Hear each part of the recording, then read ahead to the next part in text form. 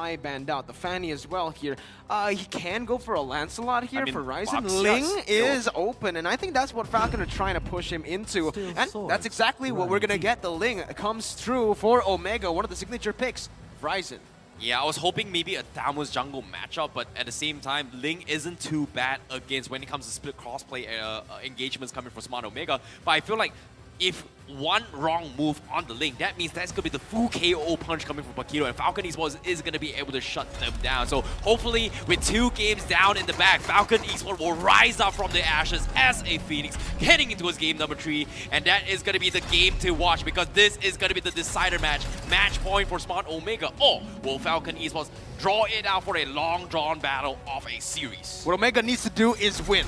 Exactly, and I feel like that is what Omega will do, because you know why? Because they're so strong. Now we're gonna come into the game of Falcon going up against Smart Omega. I want to see the level of aggression. I want to see this Grok shine. I want to see this Grok pummel Omega to the ground. Caster Curse. But back at it again, Land of Dawn. Ladies and gentlemen, Falcon versus Smart Omega. In the early stage, I would actually think that Falcon will have the early game advantage here, knowing that, again, Kenn, on Paquito, really good against Assassins. We know how good he is. On the Paquito, we haven't really seen him, though, so far on this Paquito and MSC. Yeah, and as of now, seeing how Changlu is just being very, very annoying, he's just applying so much pressure, and I'm a little bit surprised that Naomi is not doing anything in this regards, but Changlu, he might be actually get caught out. Falcon gonna be forcing a flicker coming in from him, but Naomi disengaging Justin, overcommitting, he's going for the auto attack, and he gets first blood from Justin, and that's gonna be the retreat coming in. Kelra gonna be providing a little bit of assistance to actually fight this forced issue, and Omega, they are gonna trade 1-for-1. That's huge, again, for... I mean, both teams getting the junglers some pressure, some kills here on the board. It is actually Justin who picks it up, so I believe it's still worth it for Omega here. Silent just hits onto Raizen, just doesn't really want him to take any of the jungle in his territory. So both teams resetting once again, but Omega with the lead. Yeah, I feel like it's also partly the psychological factor, right? Like, you want to slow down Kenn to make sure that he doesn't punish his Raizen in any kind of rotation, but it's also showing that, hey, I'm a roamer here, and I will show you that I will control where you go, right? The psychological factor, we have to key that in. Shout out to mental health. Where did that come from? Shout out to mental illness, man. Come on, give some awareness. All right. You know, a little bit of awareness coming from LaFell, I get it. But now, speaking of the match as of now, 1-1, Smart Omega, they are playing a little bit slow. I'm a little bit surprised that Raizen is just keeping it down on the low as of yet on the top side. And the top turtle is going to be a very big priority. And Falcon Esports, they always tentatively win the first engagement. And I feel like Omega, they don't really want to take the risk. Raizen, however, doesn't have the purple buff. He might be jeopardized as well. Renzio is going to try and harass Yellowflash. Is it going to be the setup coming in? Yellowflash forced the flicker out. But here comes the Temple's Blade. And they do get the Retribution steal on the turtle from Falcon. But they have to disengage Omega. They're forcing the issue. But E2 Max, he steals the war charge, stops them in their track. But no follow-up coming in from Omega. E2 Max, he's going to be caught out. He needs to make a run. Here comes the counter wall charge. I am the real Grok, Naomi. There you go, Falcon with the kill here, traded in for the side of Falcon. They also secured the turtle, so this is just really, really good. As Kenn looking for more on to that top side. Raizen does pick up the gold buff, but will lose his jungle camps right now. It's Falcon with the lead, but again, this is not where they're supposed to be comfortable with, right? 3,000 gold lead, that's the cap that they should be comfortable with, that they should be looking for as they try to put some pressure onto that gold lane. The turrets, man, the turrets. Like, even if you get the kills, you need to make sure that you get the turrets down. Right now, even if you don't push it to the end, you got to make sure that Raizen doesn't get to farm comfortably. Because again, this Ling, in the later stage of the game, is going to be so annoying. So I got to feel like you got to slow Raizen down a little bit or try to focus on Kelra. But the thing is, they've tried to focus on Kelra. It really didn't work out. So I want to see them control the jungle and control one part of the map and then try to snowball that. Try to set it up to make sure that Kenn can dish out a lot of damage, and Justin as well as Silent will not get targeted by either Itomax or Raizen. I agree, and here it is, right? The winning lane for Yellowflash. It goes for the Abyssum Strike, actually, and Renzio is forced back. With this, you can actually see that Kenn is starting to play on that top side, not really going for that bottom side. It's a 3-2 formation currently, as Justin is also looking for a pick down below. Kelra, though, again, just so aware. Game 1, Game 2, we saw this, but Game 3, it's still present. Yeah, it's all about playing it safe. And this is what Smart Omega likes, right? Play it safe, drag this later stage of the game, and then come up on top. Because eventually Falcon, they have a very, very small timing window. But at the same time, they have to get kills in order to snowball. In this case, Kenn, as of now, he's got 2 assists so far, and he needs a little bit more. This second turtle is going to be very, very crucial for Omega to come in for contest. But as of yet, he has won pretty much all their retributions. Right, but here comes the burst down. As soon as I say it, the casters come in. Raizen gets caught out, and that's going to be Falcon coming up on top with that. However, Silent did get picked off on the bottom side, though. I agree, and this is what Omega needs to do, right? In the early stage, I feel like they should just avoid these fights. Don't go for the turtles aggressively, and just as I say that, they go in, they go for the kill, and Kenn picks it. I mean, Kenn gets picked off here. Yellowflash looking for the trade, but he actually goes in a little bit too aggressive. Might be just targeted down by Renzio, who is going to just, zone them away from that mid lane. Right now, looking at Yellowflash, I'm worried a little bit about him because his power spike is slowly going away. And right now, Raizen, I believe that he managed to get a purple buff there. So right now, for the side of Falcon, Yellowflash, he really needs to make sure that he can handle Renzio because Renzio is the big problem for the side of Omega. So again, like, I'm just looking at Yellowflash, man. He has to do something against Renzio. Because so far, I'm not seeing anything. Yeah, it's very difficult as well, considering that Yellowflash is just getting bullied out of the lane here, and he couldn't even close up the map. That's why they've got Raizen just running around the map, and Falcon needs to find an opportunity to slow down this aggression. And so far, they've got 1 kill on Raizen, but they cannot lose Silent in the process. They need to somehow help Silent and also slow down Raizen's aggression. So you kind of look at the trend here so far in this series. The team who usually falls behind in the early stage will be able to come back. And let's see if Falcon can actually replicate the same thing that Omega did back in Game 1 and Game 2. 500 gold lead to Omega, even though they don't really have that neutral objective control just yet. But on the top side, Yellowflash looking for the play. Kenn here to follow it up. Renzio has the sprint. Very good disengage. Yeah, but again, I feel like we do have to talk about that point about coming from behind because for both this team, they're looking very... Okay, Justin almost got engaged by Itomax, but the thing is, it's a horror movie. We gotta look at this series like a horror movie, especially here, Itomax using the Valentina, get a little bit of a scare here.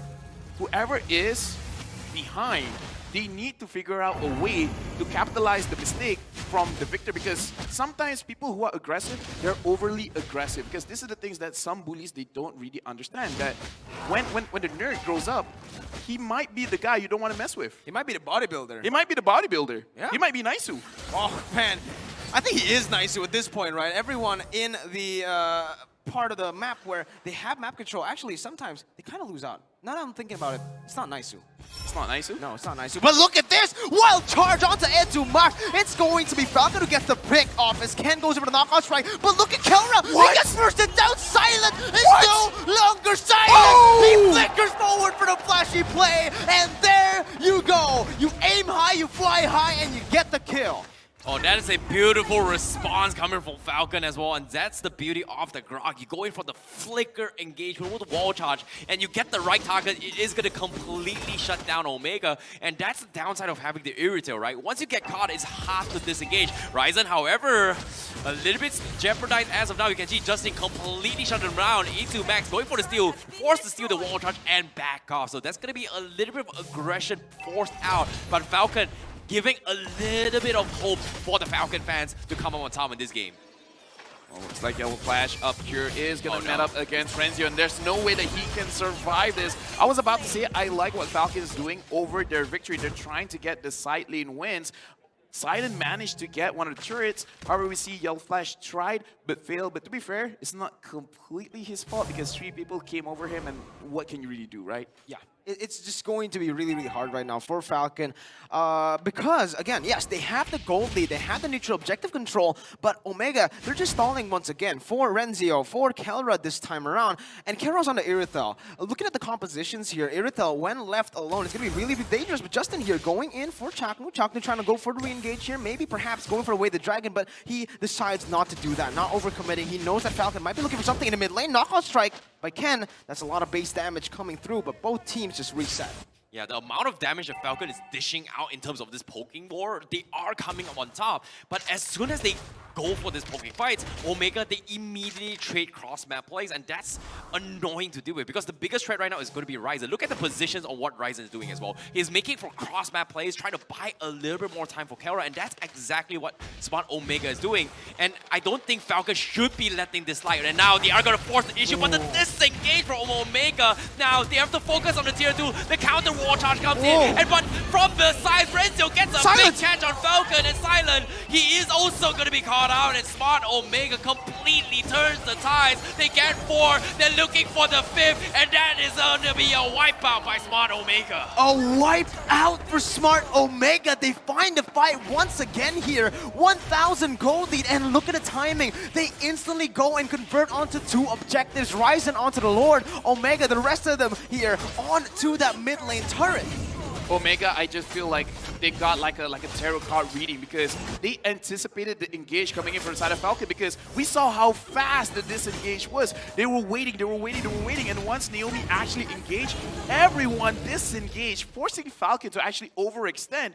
We're going to look at the replay, but look at all the reaction time coming in from the side of Omega. This is too fast. They knew exactly what was going to happen. Everyone disengaged, and look at the re-engage coming in from the side of Renzio, and then they instantly focus on to Silent. This was telegraphed. They knew what was going to happen. They were waiting for Falcon, so Falcon, unfortunately, they got baited out. They waited too long, in my opinion. I mean, they overextended is what I'm trying to say here. They got the mid lane turret. They took it away. Yes, Naomi got sacrificed, but that's a roamer. I feel like they should have just went back because of the timers again on that Lord. Lord was just so, it was like 5 seconds or 10 seconds from being up, and yet they decide to fight after burning their resources on trying to take the turret. Now, they're in the back seat. Again, Omega, they're the ones in control here. They're going to be able to push that Lord in, although it's very good defending from Falcon. I feel like it's just going to be really, really tough for them as Omega will just put on a show here and might just go for the base turrets. Well, A2 Max now going to be stealing the wall charge once again. However, Chaknu just got his anti-Kira, so Silence ultimate is going to have a little bit of a deficit later on in this team fight. So that's going to be a little bit of an uphill battle once again. However, if and only if Silent is able to get that pick off against A2 Max, or even maybe even Raizen in the one-shot combo, that might be the saving grace for Falcon Esports. Right now, Omega, they're in prime position to close out the game, making it a 3-0. Looking at the players' goal right now, Raizen, Renzio, as well as Kelra have a lot of gold. Silent is not far off from Kelra, but oh, look at this. What is Falcon doing? They're bunching up together. Make sure you guys don't say it too loud to make sure that the players don't know what's going on. Just whisper. Just whisper. Well, it seems like they've shown their hands, and Chagnu was able to scout things out. So they do have a rough idea what Falcon is trying to do. But the same can be said for Omega as well. Look at this. They're just waiting for the right opportunity. Raizen is trying to play those kind of cross-map plays.